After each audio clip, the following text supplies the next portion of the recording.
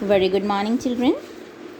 In the last class, I had started lesson 3, two stories about flying, and in that, we had started part 1, his first flight. So, let's recall what we learned in the last class, and then I will proceed with further.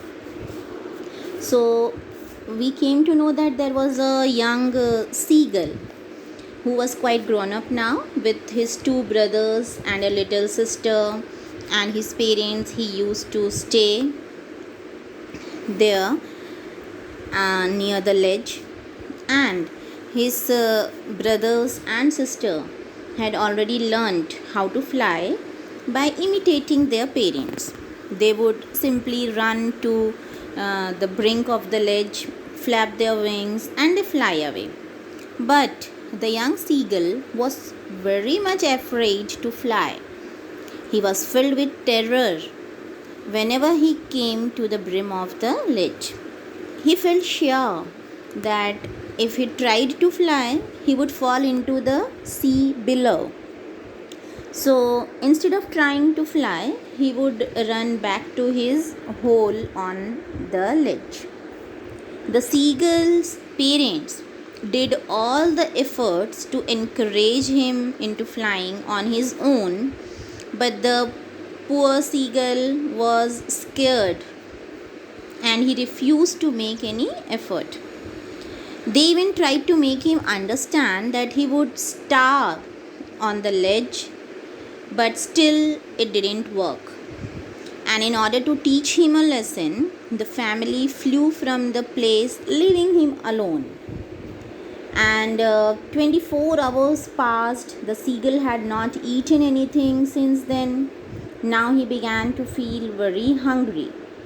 His hunger increased all the more when he saw his mother sitting on a plateau eating a fish. He looked at her with the pleading eyes, hoping that she would provide him or offer him the food which he requires now. Okay. At first, the mother looked at him derisively, but then she picked up a piece of fish and flew towards him. But here, the smart mother, she was very much concerned for her child even, and she was very smart because she only wanted to teach her child to fly and get his own food. So the mother, she did not come straight to him while flying. Okay, and what she did, she rather halted inches away from him and her wings motionless. The seagull wondered why she was not coming near to him, and he could not bear it any longer as he was maddened by hunger. Okay, we came to know that now the seagull's condition was that he had got mad due to hunger. So now let's see what happens now. Look into your book, children. Now again the same, I will read, I will explain the difficult word meanings, and then the paragraph explanation will be done. But when she was just opposite to him, she halted, her wings motionless, the piece of fish in her beak almost within reach of his beak. He waited a moment in surprise, wondering why she did not come nearer, and then, maddened by hunger, he dived at the fish. With a loud scream, he fell outwards and downwards into space. Then a monstrous terror seized him, and his heart stood still. He could hear nothing, but it only lasted a minute. The next moment, he felt his wings spread outwards. The wind rushed against his breast feathers, then under his stomach and against his wings. He could feel the tips of his wings cutting through the air. He was not falling headlong now. He was soaring gradually downwards and outwards. He was no longer afraid. He just felt a bit dizzy. Then he flapped his wings once and he soared upwards. Ga, ga, ga, ga, ga, ga, ga, Kala. His mother swooped past him, her wings making a loud noise. He answered her with another scream. Then his father flew over him, screaming. He saw his two brothers and his sister flying around him, curveting and banking and soaring and diving. So, here in this para, we will come to know that whether the seagull succeeded now and in what way he succeeded in flying. So, what happens now? That now it happened that the mother, a smart mother, okay, who had a piece of fish in her beak, okay, she was just opposite to that seagull. She was flying just opposite to her child, that young seagull, and she halted little. Halted means she just stopped there, okay, she paused there for a while, and her wings were motionless now. She was not flapping her wings, and there was a fish in her beak, and which was almost within reach of his beak. His beak means the fish was very near to the seagull's beak, but not reached till the beak. Now there was little distance in there, and now the seagull was waiting eagerly, okay, and he waited in surprise that, yeah, mother is bringing food for me, wondering but why she did not come nearer. But now he was wondering, thinking that why the mother is not coming near to me, okay, and he was getting more and more mad by hunger. He was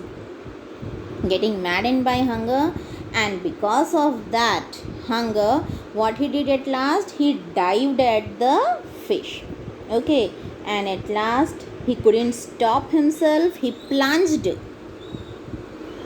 towards the fish. With a loud scream, he fell outwards and downwards. Means now scream means with a loud noise. He fell outwards. Now he was out of his ledge and moving downwards to the sea, in flying in the space. And then what happened? Monstrous means very fearful. Okay. Terror means fear, you know. So seized. Seized means caught him. Okay. So now the young seagull, who was not taking any effort, but due to hunger, when he dived into the space, a monstrous terror seized him, means he was now very much fearful. Okay, he was caught due to fear, and his heart stood still. Now his heart, he was just worried a lot, okay, that what will happen to him now, and his heartbeat, it also got still for a while. He could hear nothing now. He was not able to hear anything, but it only lasted a minute. But this terror, this fear, it was for a while. And then what happened? The next moment he felt his wings spread outwards. When he felt that now, when he was little bit relaxed, okay, so he saw his wings were spread outwards, okay, and he was ready to fly in the free air now. And the wind rushed against his, obviously when he will be going, the wind, it just pushed his feathers to fly, and under his stomach he was feeling that air, the wind under his stomach, and his wings were now ready to flap.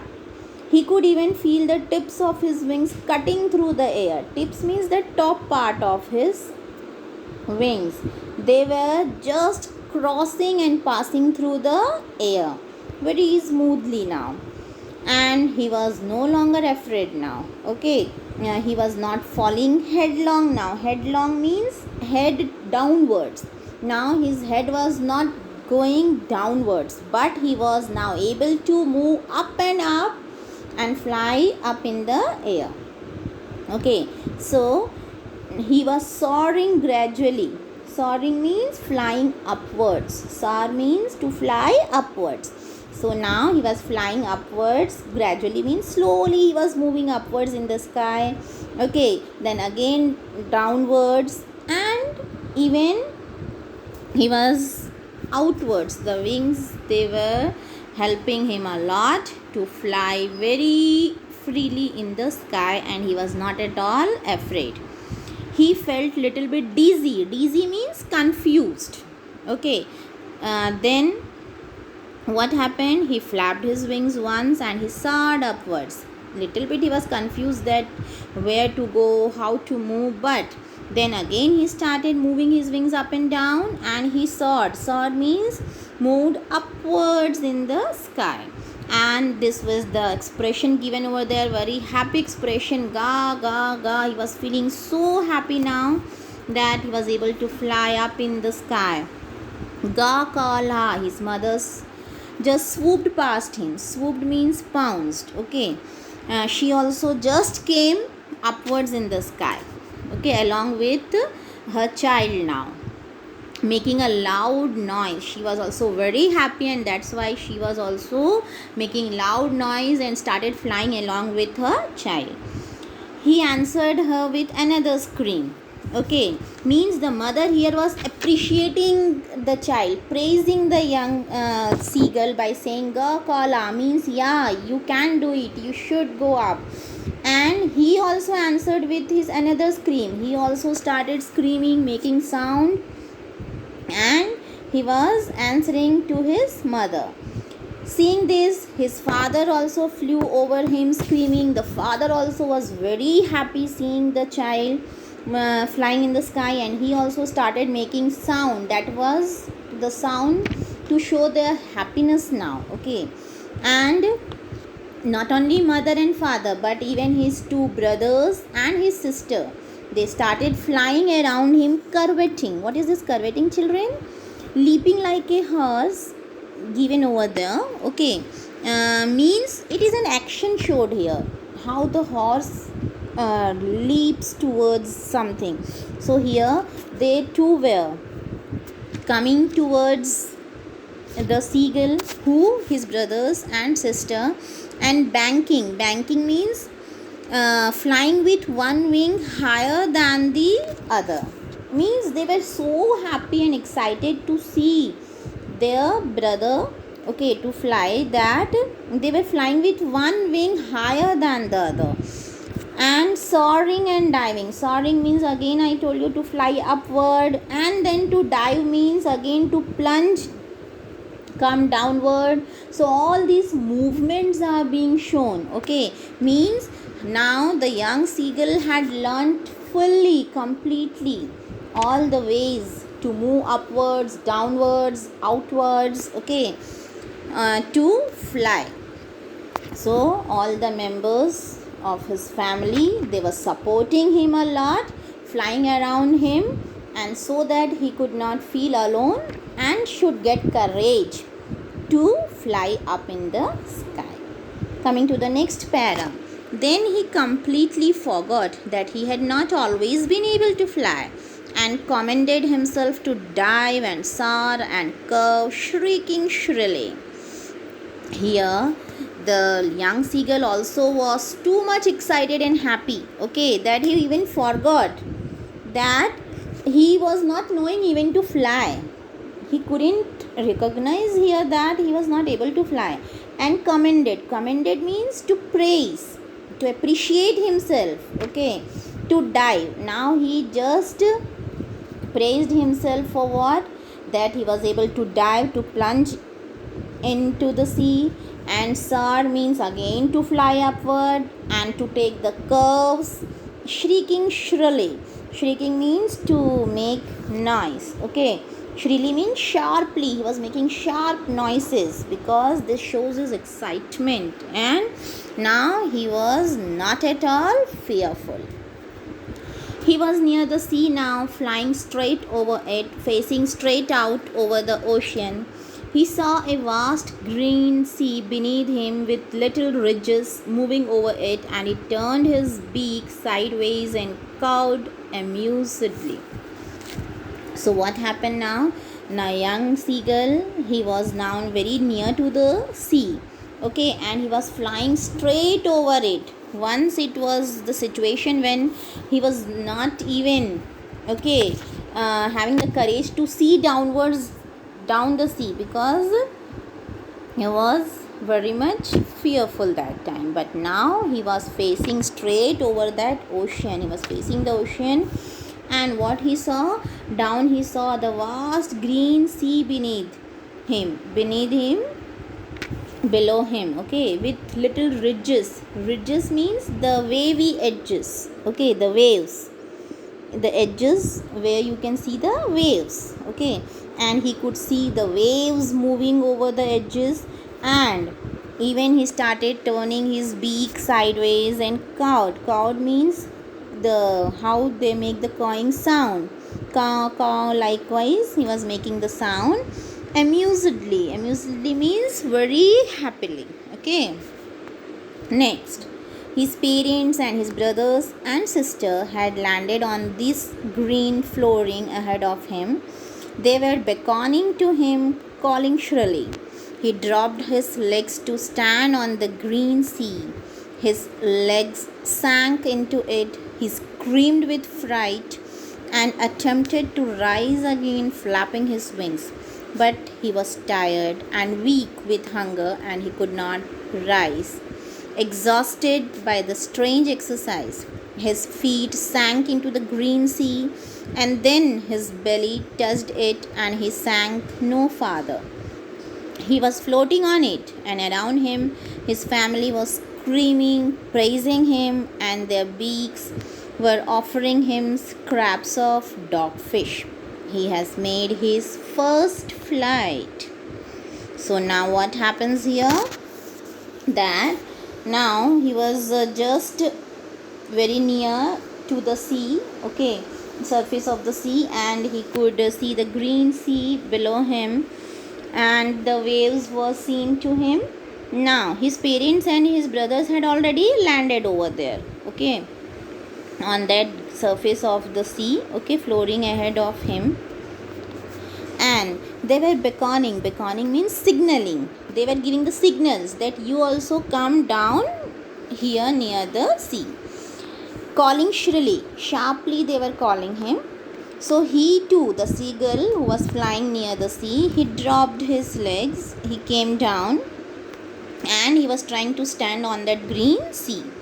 Now what happened? His legs sank into it, okay, it got down in the mud of that, okay, sea water, and again he screamed with fright and attempted to rise again.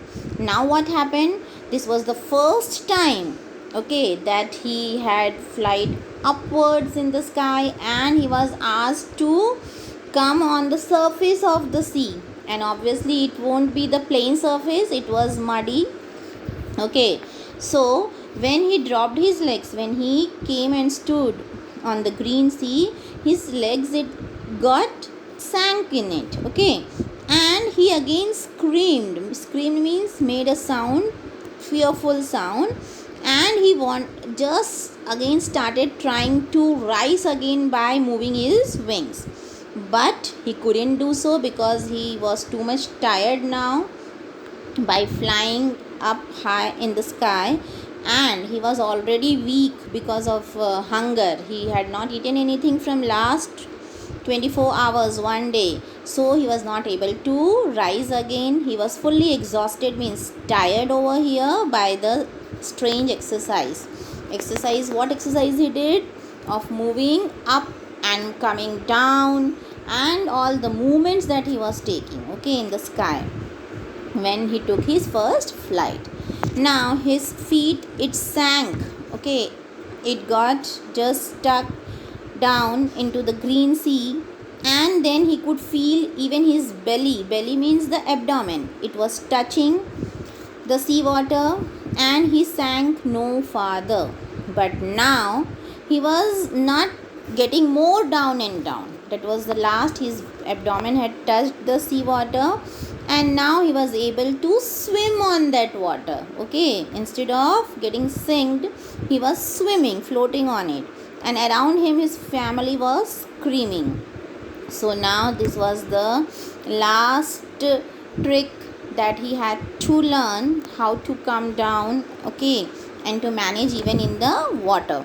So he was now swimming over the water, and all his family members, his parents, and his brothers and sister, they all were screaming, making a loud sound of happiness, showing happiness. They were praising him, appreciating him for what he did, and their beaks were offering him the scraps of dogfish. Okay, so what is this dogfish? That it is one of the type of a fish. Okay, so here they started giving him that scraps of the fish, pieces of the fish, and in this way what he did, he had taken his first flight successfully. He could come down, and now he had learned how to fly. And here comes the end of your chapter 3 part 1. So what is the message that is conveyed here? We got, children, actually it is about a young seagull, we came to know, who is dependent on his family for his food, okay, because he is scared to fly, isn't it?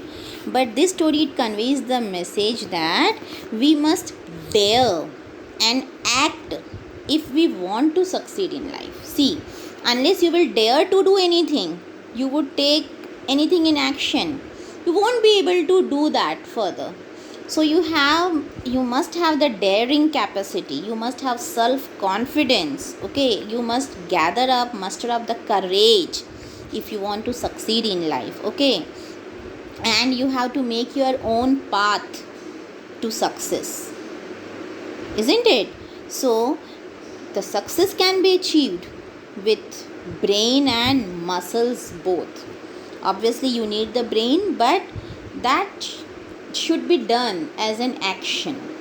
So you may get many more things, okay, that we must have self confidence, courage, and many more qualities to achieve success in our life. So here we end the first part. So till the next class, goodbye and have a good day.